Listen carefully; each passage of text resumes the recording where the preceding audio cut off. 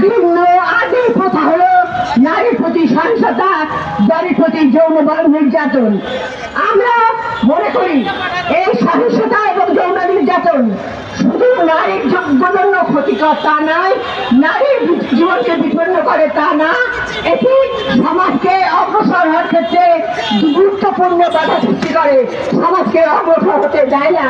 কারণ বর্তমান বিশ্বে নারীর উন্নয়ন মানেই রাষ্ট্রের উন্নয়ন।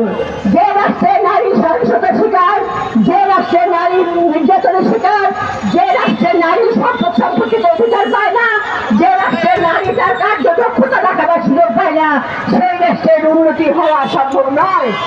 কাজেই রাষ্ট্রের উন্নয়নের জন্য রাষ্ট্র ক্ষমতায় যাদের আছেন তাদের একটি দায়বদ্ধতা আছে নারীর প্রতি নারী নির্যাতন, নারীর প্রতি সহিংসতা বন্ধ করা।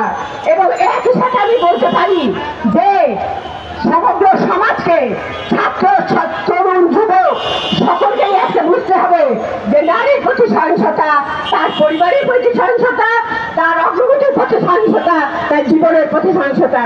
তাই তরুণ ভাই বোনদের, সমাজের সকল শ্রেণীর মানুষকে আমরা এই সপ্তাহ ব্যাপী ধরে আহ্বান জানাবো, আপনারা নারীর প্রতি নির্যাতনের বিরুদ্ধে সোচ্চার হন, সামাজিক আন্দোলন গড়ে তোলেন, নারীকে অগ্রসর করে সহিংসতা মুক্ত দেশ করে বাংলাদেশকে সহিংসতার ছোবল থেকে মুক্ত করুন, বাংলাদেশ থেকে ঘৃণার রাজনীতি শেষ করুন, বাংলাদেশ থেকে সাম্প্রদায়িকতার রাজনীতি বন্ধ করে দেশকে উন্নয়নের দিকে এগিয়ে নিয়ে যান।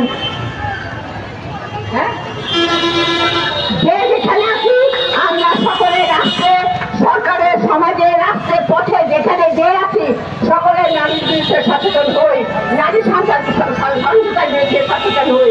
আমরা দেখি গণপরিসরে বাসের ট্রামে নারীকে নিতে দেওয়া হয়, সেখানেও আপনারা সকলে সচেতন হবেন। বিশেষ করে সমাজ, ছাত্র যুবক এবং রাষ্ট্র আজকে নারীর প্রতি সহিংসতার বিরুদ্ধে দুর্বার আন্দোলন গড়ে তুলবে, দায়বদ্ধতা দেখাবে। এই আহ্বান জানিয়ে আজকের কর্মসূচি এখানে শেষ করছি।